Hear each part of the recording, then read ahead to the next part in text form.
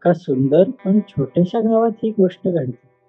गावात सुंदर झोपड्या आहेत, झाडांनी भरलेले रस्ते आहेत, लहान लहान दुकाने आहेत आणि सगळीकडे स्वच्छता आहे.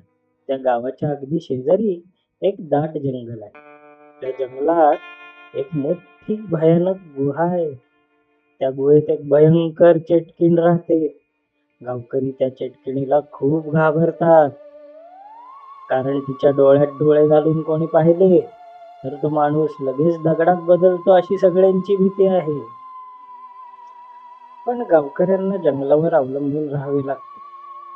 तिथूनच त्यांना लाकूड, फळे आणि मासे मिळतात. एके दिवशी गावातील एक लहान मुलगा जंगलात फळे शोधत फिरत असतो. फिरता फिरता अचानक त्याचा त्या चेटकिणीशी सामना होतो. चेटकीण त्याच्याकडे पाहते आणि क्षणात तो मुलगा दगड बनतो. ही बातमी गावात पोहोचतात सगळे गावकरी खूप घाबरतात आणि दुःखी होतात. शेवटी ते सगळे मिळून राजाकडे मदत मागायला जायचे ठरवतात. राजाच्या दरबारात खूप लोक जमलेले असतात. त्यातला एक गावकरी पुढे येऊन राजाला संपूर्ण घटना सांगतो. राजा शांतपणे सगळं ऐकतो, थोडा विचार करतो आणि मग आदेश देतो. आपल्या राज्याचा नायक बटाटा मॅन, त्याला बोलवा.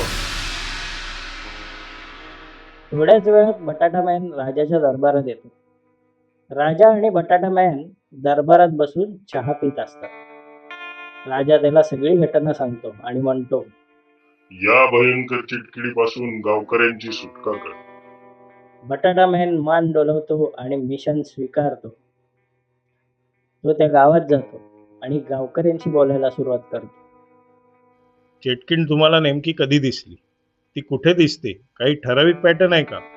बराच वेळ चर्चा चालते आणि अचानक बटाटा मॅनच्या चेहऱ्यावर मोठं हसू येतं. त्याला एक हुशार योजना सुचते. दुसऱ्या दिवशी बटाटा मॅन जंगलातून चालत असतो. तो चेटकिणीची गुहा शोधत असतो. खूप चालल्यानंतर त्याला एक जागा दिसते जिथून ती मोठी गुहा दिसत असते. तो गुहेच्या तोंडाशी पोचतो आणि डोळे घट्ट बंद करून हळूहळू आत चालू लागतो.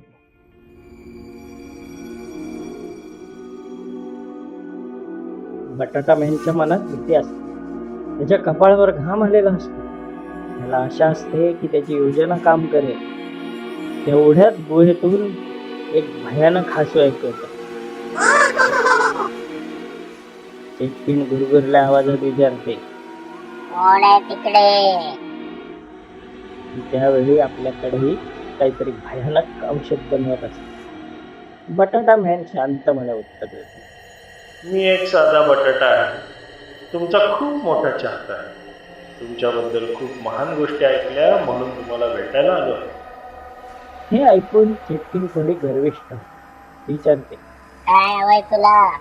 बटाटा मॅन म्हणतो, मला एक जादूचा दगड सापडला आहे. तो कोणत्याही धातूला सोन्यात बदलू शकतो. मी विचार केला, हा दगड माझ्या गुरूंना म्हणजे तुम्हाला भेट द्यावा आणि त्या बदल्यात मी कायम तुमची सेवा करेन. हे ऐकून चेटकीण मनात विचार करते. हा तर फायदेशीर सौदा आहे. ती म्हणते, मी दाखवतो दगड. बटाटा मॅन आपला हात पुढे करतो. चेटकीण जवळ येऊन नीट पाहण्यासाठी मागतो. पण ज्या क्षणी बटाटा मॅन हात उघडतो तेव्हा चेटकीण पाहते की त्याच्या हातात जादूचा दगड नाही तर एक आरसा आहे. त्या आरशात चेटकिणीचे स्वतःचे डोळे तिच्याच डोळ्यांना भिडतात आणि क्षणात ती दगड बनू लागते. दगड होताना ती ओरडते. मी पुन्हा येईन. सगळे शांत झाल्यावर बटाटा मॅन हळूच डोळे उघडतो. तो मोठ्याने हसतो. त्याची योजना यशस्वी झालेली असते. राजा बटाटा मॅनला दरबारात बोलवतो. त्याच्या शौर्यासाठी त्याला गरमागरम जेवण आणि बक्षीस देतो. दरबारात सगळीकडे आनंद आणि उत्साहाचे वातावरण असते. गावकरी आनंदात असतात आणि बटाटा मॅन पुढच्या साहसासाठी तयार असतो.